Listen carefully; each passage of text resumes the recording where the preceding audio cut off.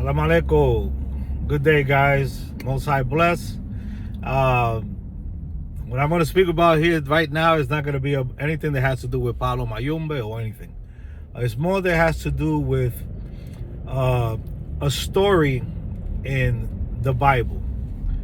We know that a lot of us come from Christian backgrounds, and some come from Judeo or Muslim backgrounds. But today I'm going to speak about a story in the scripture that people look at it literal,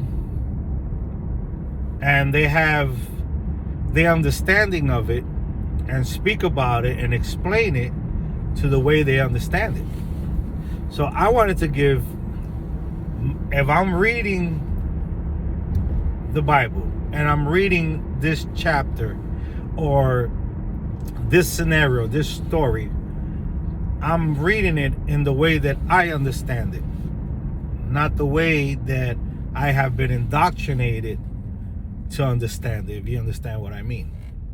Okay? And the story is about Adam and Eve. And it has to do with Adam and Eve eating from the forbidden tree.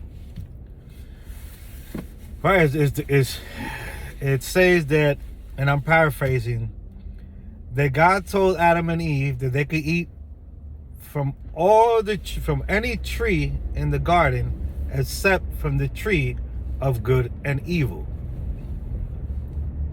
And it states that as time went on, it states that a snake, a literal snake, an animal, a creature, a reptile, tempted Eve into eating the snake by telling her or asking her, why don't you eat from that tree? And she says, because God said that we shouldn't eat of that tree. And the snake, and I'm paraphrasing, the snake tells her that's not wrong to eat it. There's nothing wrong on eating it. You know, the day that you eat it, your eyes will be open. You know, in other words, your eyes will open. You'll have sight. You know, but people look at the story as her eating a literal apple or a literal fruit from the tree. A lot of the stories in the scriptures or in the Bible are allegory. You understand? They're written in a certain way for people to get an understanding from it in different manners. That's why we all have different understandings of certain things in the scriptures. So I'm reading it, right, the other day, and I'm looking at it, and I finished the chapter, right? Because I'm the type that I like to read things and learn about other people's faith also and what they understand.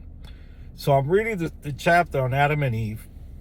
You know, it starts with Genesis and all that in the beginning.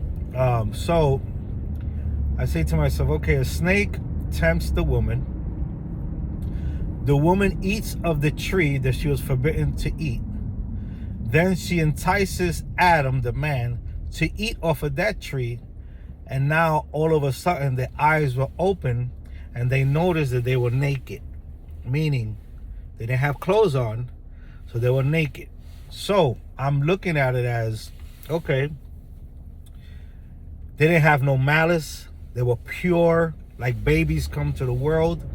And if you keep reading, it says that God takes Adam and takes him and puts him in Eden, in the Garden of Eden. That means that he was put in a certain part in Africa, right? Because Eden is in Africa, because it speaks about the rivers they go through, and the scripture speaks of certain rivers, and those rivers are in Africa. So my understanding is that God takes Adam, puts him in a garden, in a separate part of Africa where nobody lives. There's only animals, because it also states that Adam was the one that named the animals that were presented to him in the garden, and Adam and Eve were the only ones in the garden. Eve gets tempted by the serpent. She eats of the fruit. Now her eyes are open. She tempts Adam. Now his eyes are open. And then now God comes and asks for them, and they are hiding behind the bushes and covering themselves with leaves. And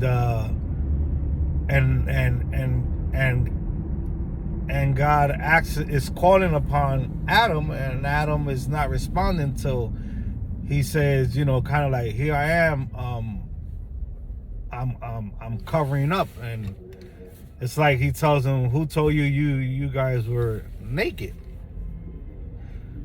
You understand? So now the understanding of being naked, Adam and Eve know. So with that understanding, when two people are naked and it's a male and a female, what happens? What could happen now that they have that? So my understanding of that story is, it's not that the snake tempted, no reptile tempted a person. My understanding, and this is just my understanding of the story, is that someone, some man, some person came to where Adam and Eve were and saw them, or saw her, and asked her what she's doing here, what's going on, and she explained to them the story about what God said, and they told her, that's not the way it is, just come with me and I'm going to show you. So she goes with him, or whoever it was, and she sees the way the other people are living. People are drinking, people are having doing the things that men and women do. People are being humans, doing what they do, partying, doing all types of stuff. And if you understand, God wanted these two people to be pure. Because if you read the scriptures, there's two chapters. Chapter 1 and chapter 2 speaks about the creation, and it speaks about, in chapter 1, the creation of man in total.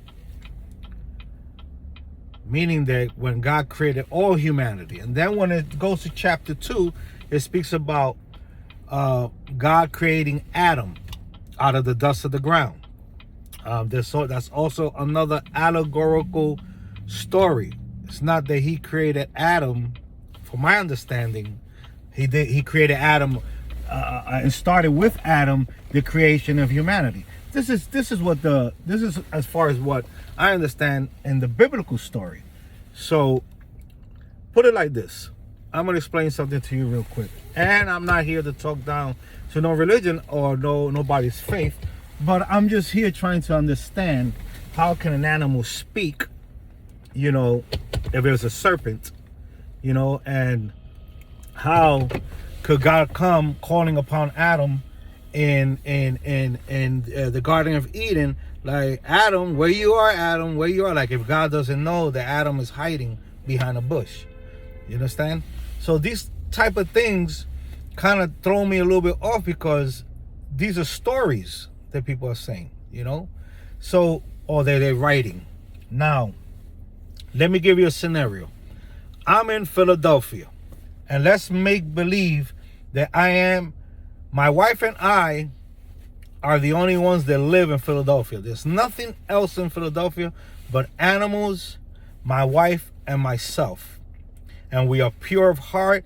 We don't know nothing about having intercourse. We don't know nothing about that. We are living like as pure as natural as we can, living off the earth and off the food, off the trees, because everything is given to us. You understand? Taking, use the rivers to shower or to take baths in and all that. And we're pure heart. We don't have no malice in us, if you want to say it that way. So now there's a person that comes from New Jersey, which is another state, into Philadelphia, sees two people, man and female, in Philadelphia, nobody else is around, and asks them, why are you here?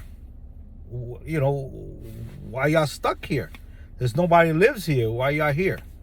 And I tell them, or my wife tells her, no, because God said that I can't eat off of that tree, because the day I eat off of that tree, I will die. And my eyes will be open. And I will die. And then the man says, no, that's foolish. You know, nothing's gonna happen to you if you eat that tree. Meaning nothing is gonna happen to you if you come over here to New Jersey. All it's gonna do is gonna open your eyes. Open your eyes in what? Open your eyes and seeing what the people from New Jersey do. They're not as pure as you are. They're already living in a different style, a different way. Drinking, partying, having children, all the natural things that happen in humanity, they're already going through it. You never experienced that. So now your eyes are open. This man shows you what's in New Jersey. You see it. Now you see what you yourself are capable of doing also, that you never thought you could do. Now you take it to your husband and bring your husband, show your husband, and it entices him, and he opens his eyes and sees and likes it.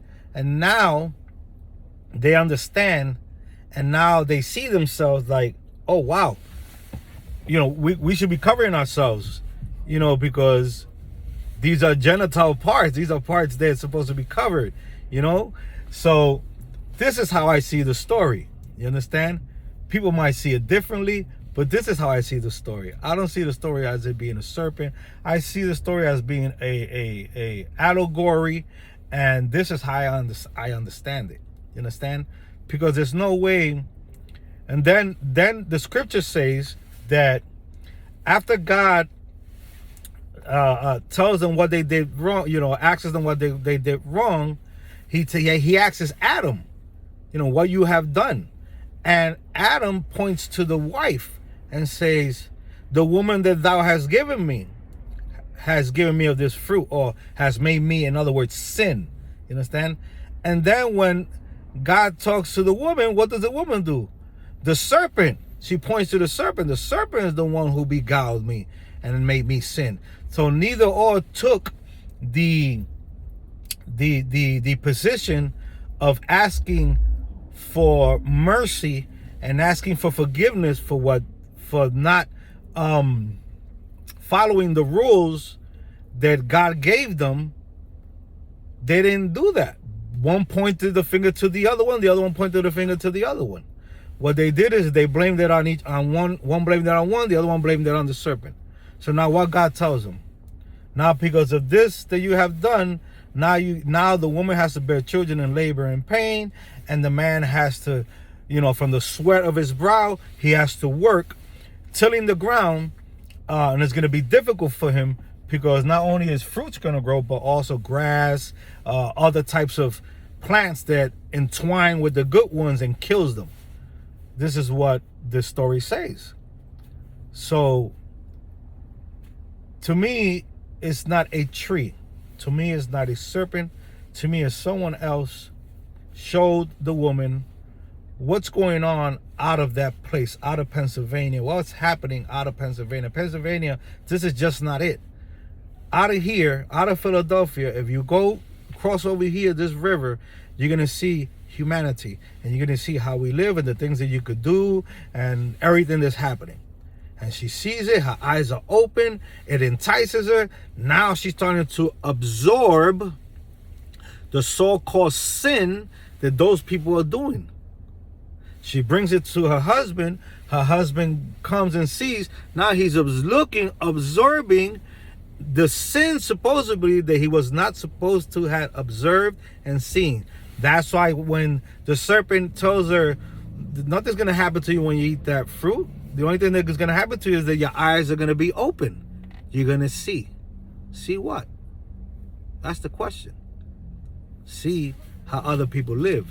See everything else a part of where you are living. God wanted you supposedly to be pure and live this way, and that's how it had supposed to have been. But no, you committed a sin and you did what God didn't want you to do, and now you learned those ways.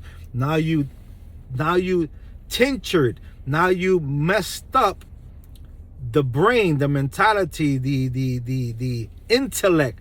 Now you messed up what he didn't want you to mess up. He didn't want you to know, because we are made of free will. So the scripture says. I'm sorry for the long rant. I don't want to speak about Christianity or none of that, but it's just something that blows my mind and gives me a little bit of something to speak about. A little, I don't know, I see things in a different way. That's what I can say. And salam alaikum, alaikum salam.